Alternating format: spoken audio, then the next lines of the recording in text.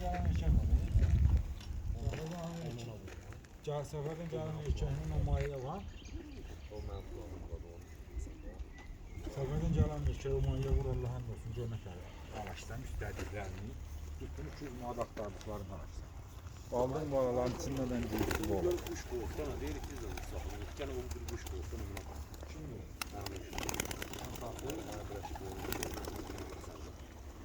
Yalnız o adamın eline baktı.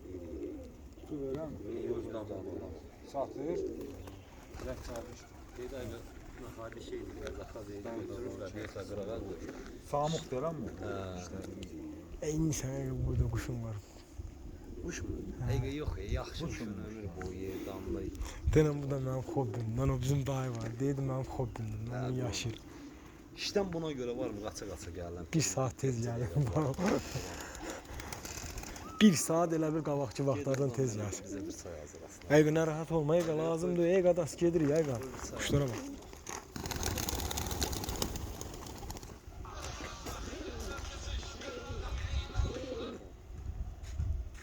Bax, bütün quş elədir. İşin olur, az saxlayır, təmiz pula satır. Yəni satır, bir dənə bala saxlamır.